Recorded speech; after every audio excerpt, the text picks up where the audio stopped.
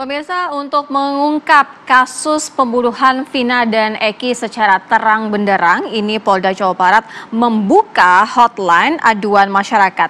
Dibukanya saluran hotline ini, aduan bantuan dan komunikasi masyarakat, merupakan upaya pihak kepolisian dalam menuntaskan kasus pembunuhan Vina dan Eki. Polda Jawa Barat membuka nomor hotline untuk penanganan kasus Vina di Cirebon. Sebagaimana yang telah disampaikan oleh Bapak Kadifumas Polri, Irjen Pol Sandi Nugroho. Saat ini Polda Jawa Barat sudah bekerja dengan sangat baik dalam menangani penyidikan kasus almarhumah Vina. Dalam kesempatan ini kami sampaikan, mohon bantuan dan dukungan dari masyarakat apabila ada informasi tambahan berkenan menginformasikan kepada kami untuk melengkapi informasi yang ada. Dengan adanya fenomena informasi yang semakin berkembang di media sosial, maka Polda Jawa Barat telah membentuk tim asistensi yang terdiri dari Itwasda, Propam, Dit Reskrimum selaku pengawas penyidik. Kemudian kami membuka hotline informasi pada nomor 0822 1112 4007 dengan syarat memberikan identitas sesuai dengan benar serta informasi yang dapat dipertanggungjawabkan.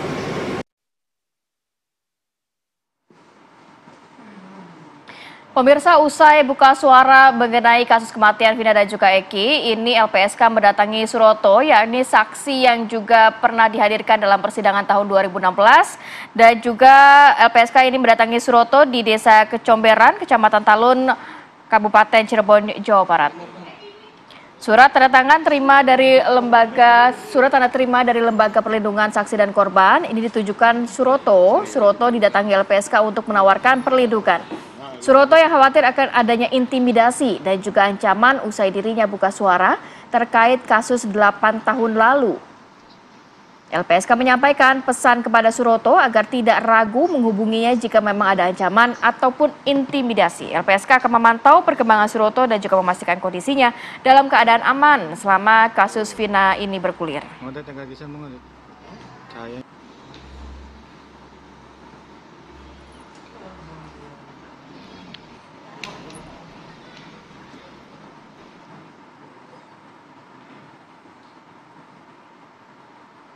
Ya, langsung saja kita akan menyapa saksi yang juga pernah dihadirkan dalam persidangan yang juga sempat kembali diperiksa lagi. Ada Suroto yang saat itu juga menyaksikan ataupun melihat ada di jembatan Talun gitu ya, Vina dan Eki. Pak Suroto, selamat pagi. Assalamualaikum. Waalaikumsalam, selamat pagi Bu. Ya, Pak Suroto, pada saat Pak Suroto melihat jenazah ataupun pada saat itu Vina masih dalam kondisi hidup gitu ya, sempat menyatakan tolong-tolong. Nah itu pada saat kejadian itu Pak Suroto bagaimana bisa berada di sekitar jembatan? Waktu itu menunjukkan pukul 20, saya rutin tiap sore saya berada di Polsek Talun. Ngobrol dengan anggota-anggota, dengan Pak Kapolsek di Talun itu. Langsung pukul 21 saya rutin keliling di wilayah kita, dan saya mengontrol di jembatan layang Talun itu. Motor itu waktu itu masih keadaan aman Ibu, dan saya kembali lagi ke Polsek Talun.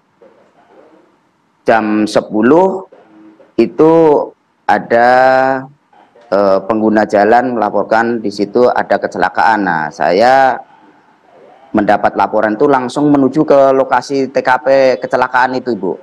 dan benar adanya di jembatan tol Layang Talun itu udah ada kerumunan pengguna jalan kurang lebih 10 orang, dan saya menanyakan, Pak ini kenapa gitu. Jawaban mereka, kecelakaan Pak, kecelakaan, ditabrak mobil apa nggak tahu Pak, begitu. Nah saya langsung menuju ke korban yang laki, Ibu, menuju korban yang laki. Dia tergeletak dan terlungkup di situ. Saya pegang, Dek, itu udah tidak ada jawaban dari korban lagi, Bu. Dan saya langsung menuju ke korban yang perempuan waktu itu, Bu. Karena di korban waktu itu yang perempuan minta tolong, aduh, tolong, begitu, Ibu. Ya, Pak Suroto, saat Bapak menemukan Vina dan juga Eki, kondisinya bagaimana Pak? Apakah badannya penuh luka lebam atau gimana? Betul, yang laki penuh luka lebam, Bu. Mukanya udah nggak kelihatan karena penuh darah. Waktu itu diiringin dengan hujan deras itu, Bu. Kalau untuk Vina Pak sendiri bagaimana kondisinya? Kabarnya Anda juga melihat bahwa pakaiannya saja tidak benar saat itu, tidak utuh saat itu. Betul sekali. Dan waktu itu dia pakai rok warna hitam kalau nggak salah, itu tidak sempurna dipakai. Saya betulin, langsung saya tutup pakai jaket yang ada di sebelahnya korban perempuan, Ibu. Benar mereka itu pakai jaket yang ada tulisan kelompok motor atau komunitas motor ya Pak ya? Betul Ibu, betul sekali. Oke, ada Bapak mungkin sempat mengingat begitu tulisan identitas geng motornya mungkin Pak Suroto? XTC atau apa ya Bu, aku kayak gitu tuh kurang paham, tapi yang jelas dia pakai jaket warna hijau, putih, gitu Bu. Oke, iya pada saat itu Vina sempat menyebutkan tolong begitu ya Pak ya? Pada kondisinya saat itu pas Bapak melihat?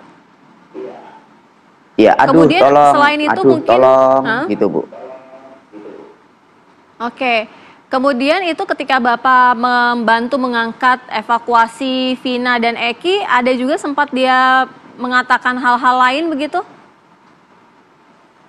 Enggak Bu, dan itu juga menggerang aja, aduh tolong, aku bilang iya sabar ya Dek, sabar, mobil sebentar lagi datang gitu Ibu. Ya, Pak Suroto, mungkin bisa secara lebih detail saat Anda ya mungkin agak susah mengingat di tahun 2016, tapi saat Anda menemukan Vina dan Anda sempat memangku kabarnya kepala Vina, ya ini kondisinya seperti apa Pak? Mungkin bagian tubuhnya masih utuhkah atau mungkin ada beberapa bagian yang sudah tidak utuh? Terus kemudian luka-luka ini yang sepenglihatan Anda ada di mana saja? Penglihatan saya karena waktu itu kondisi hujan dan gelap ya, karena terangnya korban 2 ini kena sorot lampu yang dari arah kota ke arah ke kabupaten itu Ibu. Kondisi waktu itu tuh Vina itu juga dari hidung, kalau nggak salah dari hidung, dari apa itu mengeluarkan darah, dan kaki karena dia nggak pakai celana panjang tuh kelihatan kaki, kalau nggak salah kaki kanan itu sobek Ibu. Oke, tapi posisi kaki kanan sobek ada juga tidak Bapak mungkin sempat melihat seperti retak atau patah begitu Pak? Karena kan informasinya sempat dilindas oleh motor, entah itu Bapak sempat melihatnya atau tidak Pak? Saya yang belum memegang kakinya karena saya itu fokus ke kepalanya, saya kayak pangku ya, biar nggak di tempat kepalanya itu, tidak di tempat aspal waktu itu, karena dia masih hidup, dan saya kepalanya ku taruh di kupapa itu sambil menunggu evakuasi mobil patroli datang itu Bu.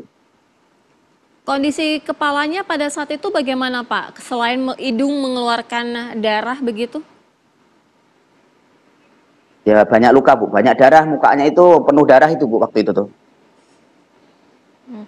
Pak Suroto, berarti yang ada temukan saat itu Vina masih dalam keadaan hidup, Eki sudah meninggal di tempat ya Pak ya? Betul Ibu. Ya. Kalau berbicara mengenai lokasi Anda menemukannya, kita tahunya kan di Jembatan Talun di Desa Kepompongan kalau tidak salah ya Pak. Apakah memang lokasi di situ tepat begitu? Atau memang agak berbeda? Enggak. Dari lokasi sebenarnya terjadi? Beda Bu, jauh. Bedanya jauh. Bedanya jauh. Jadi Anda temukan di mana Pak? Lokasinya Pak? Lokasinya itu pas yang ada tiang. Kalau itu posisi ada di tengah-tengah persis Bu, jalan layang itu. Ada di tengah-tengah justru ya? Pas Oke, penurunan. ini kita gambarkan saat ini posisinya ada di tengah-tengah, bukan seperti yang biasanya digambarkan ada di pinggir, di ujung di ya? tepi kiri jalan raya Jembatan Talun itu, bukan situ ya Pak ya? Bukan Bu, bukan. Nah, posisinya Vina dengan Eki pada saat itu dua-duanya posisinya di situ dengan sepeda motornya atau bagaimana Pak? Ada berjarak 7 meter apa bagaimana ya Pak ya menurut Pak Suroto? Korban laki itu dia persis nempel trotoar. Oke. Kalau korban perempuan itu 2 meter dari trotoar.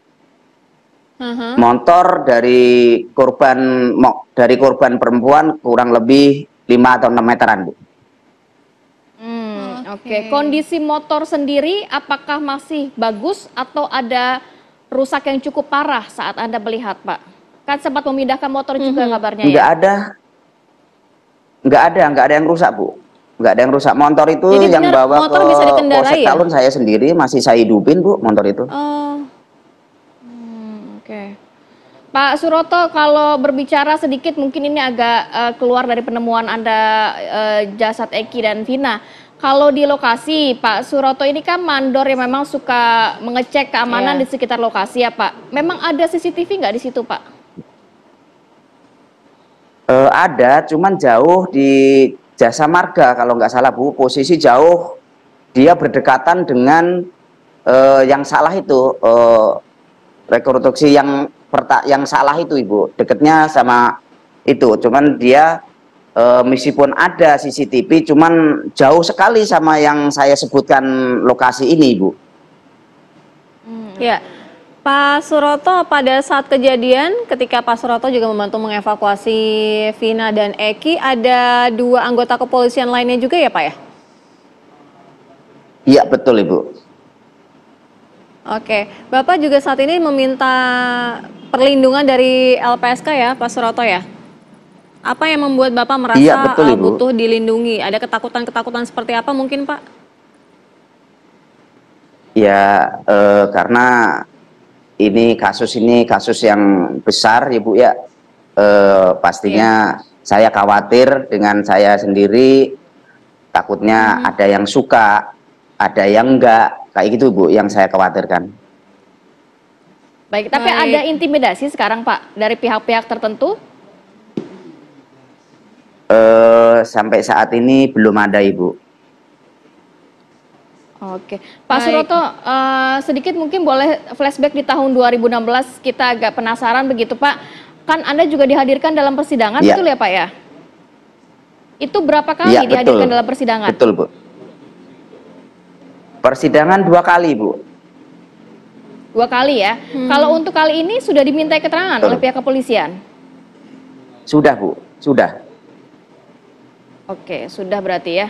Oke, sejauh ini mungkin Bapak juga mengingat 2 anggota kepolisian yang pada saat itu ada, artinya Bapak juga sudah menyampaikan siapa-siapa saja ya begitu ya ke keterangan kepolisian begitu ya Pak ya? Iya Ibu, betul. Baik. Pak Suroto, terima kasih sudah memberikan informasi kepada kami. Kita juga turut mendoakan Pak Suroto ya mendapat perlindungan dari LPSK dan sehat-sehat selalu Pak Suroto. Assalamualaikum. Assalamualaikum. Amin, amin, Baik, amin. Pak Suroto juga Waalaikumsalam merupakan warahmatullahi saksi wabarakatuh. kunci, saksi hidup begitu Ya. ya, yang melihat kejadian langsung di tahun 2016 dan juga membantu dan menolong dari Vina dan juga Eki untuk dibawa ke rumah sakit saat itu kondisinya Cia ya. Betul. Dan kita nanti masih akan terus mendalami ya, Ti, karena memang tadi sudah disampaikan juga bahwa saat ini dari Polda Jawa Barat juga meminta masyarakat ini menyampaikan aduan masyarakat berupa dari sudah dibukakan hotline-nya. Dan kita juga akan mendalami bagaimana dengan proses pemeriksaan terhadap ayahanda Eki di Propam Polres Cirebon. Usai jeda kami segera dalami dalam program Apa Kabar Indonesia Pagi.